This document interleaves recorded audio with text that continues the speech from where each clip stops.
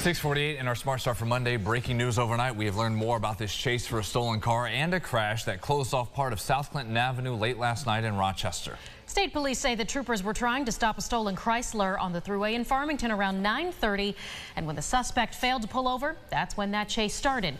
Things ended on Linden Street and South Clinton Avenue when that driver hit another car at the intersection, then struck forward, hitting another parked car. No injuries reported here, though the suspect was taken into custody. We're told charges are pending. Your current conditions out there, live updates for sunrise traffic on the west side. Crash reported at J Street and Poole Street. Another one at the City and Irondequoit border, Rexford Street and Baird Street. Elsewhere, the expressway is looking okay. Sunrise traffic updates every couple of minutes, and that will lead us to a traffic alert. Beginning today, just a heads up on North Goodman Street here in the city from Bay to Clifford. There will be a lot of construction going on. We were out there with crews already with equipment in place. There will be delays and lane shifts throughout the workday hours as this is ongoing. Also, the sidewalk closed. Find alternate routes if you can avoid this. That work is not just for today or tomorrow. It's going to be a while. We'll finish by July 1st. Well, happening today, that final goodbye to 18-year-old Maria Ikes. You'll recall she's the former Spencer Fort student, a recent grad killed in a crash last week. That was a week ago Sunday. Aran Spitzer is here in studio now with more from what we're hearing from friends and loved ones. Aran. At calling hours, the amount of people who stopped by the Greek Orthodox of the Annunciation Church on East Avenue to remember Maria wrapped around the entire building. Today's turnout is expected to be no less, with local businesses and organizations, including Olympia Restaurant in Greece, closing their doors in her honor. In a Facebook post shared by the restaurant, they call Maria a, quote, young, vibrant, and close family member whose life was cut too tragically short. Maria died in that crash on Burritt Road in the town of Parma 8 days ago when an accused drunk driver, 33-year-old Alexander Hackett, hit the back of Maria's CRV, which was parked on the shoulder of the road, sending her car into a tree.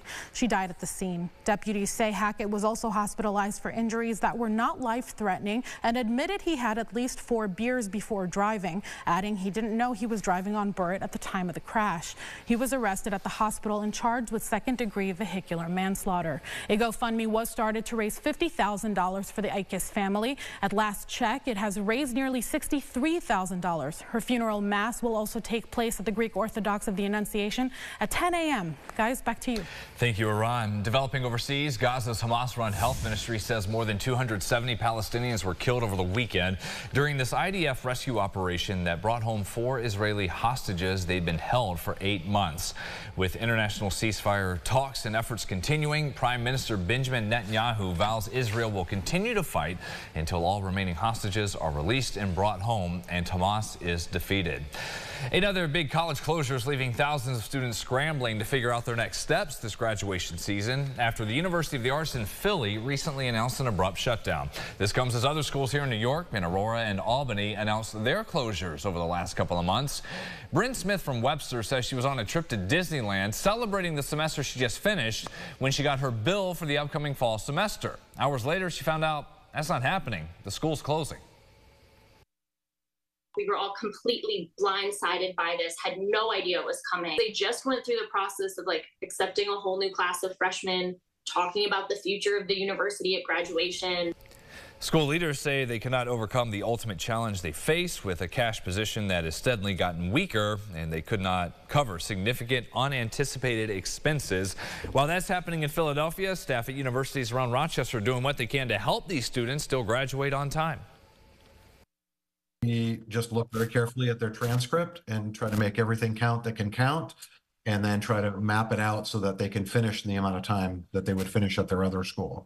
That there is the Nazareth Musical Theater director who says students incoming who do not have to go through the whole audition process again. They're sending in videos to assess their current placement levels. Most recently in Philly, the University of the Arts says it has developed a teach-out plan to help students try to finish their degrees. Over at the state capitol, a bill that intends to help reduce suicide rates in rural communities has just passed. This legislation establishes the Rural Suicide Prevention Council in order to address the mitigate the factors contributing to high suicide rates. This panel is going to have to help identify barriers to mental health and substance use treatment as well as prevention services, and will have to submit an annual report to the governor on how to fix these issues and the legislature by this coming January.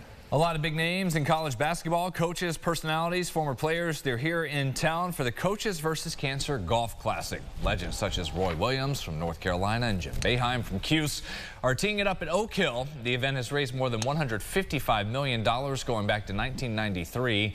All that to help research for cancer. St. Bonaventure's head coach Mark Schmidt was named honoree for this year's honor dinner. The Bonnie's head guy says it meant the world to him to receive that recognition. Well, in a real show of determination and perseverance, several students who are all part of the Frederick Douglass Recreation Center braved the rain for a good cause. 125 years ago, thousands all gathered in Rochester for this arrival and unveiling of the Frederick Douglass Monument. It is a significant event in U.S. history because this monument, which now sits at the edge of Highland Park, was the first one ever dedicated to an African American. One of the young participants shares what it means to be part of this tribute. Freedom, because you get to have fun and do whatever you want as long as you have fun and do it. Yeah. STEP is like life to me because I like performing with people. You get to have fun while doing it. Yeah, if you want to see more of their performance, maybe check us out on RochesterFirst.com. Now, every year since 1899, city and county leaders joined the Friends of Frederick Douglass to commemorate this unveiling of the monument. Other participants included the descendants of the Douglass family, as well as those of John Thompson. Thompson is credited with leading the effort to have this monument built more than 100 years ago. And today it stands as a lasting tribute to Douglass, who made his home in Rochester for 25 years. You can see our anchor there, Teresa Marzenberg, serving as the MC of the ceremony over the weekend.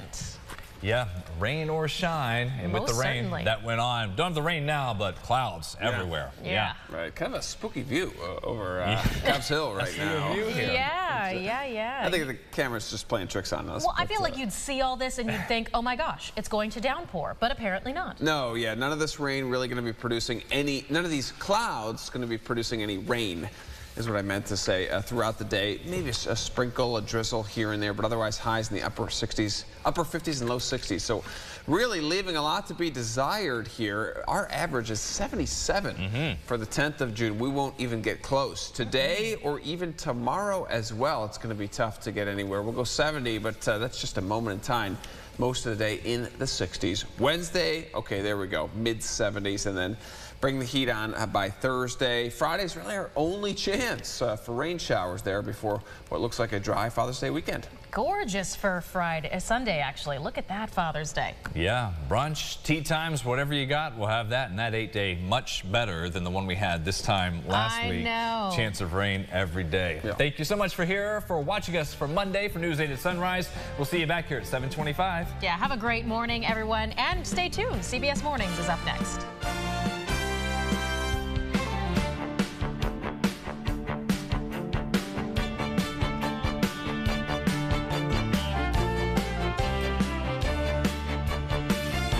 Follow News 8 wherever you are on RochesterFirst.com, Facebook, Twitter, and on our app for news and weather.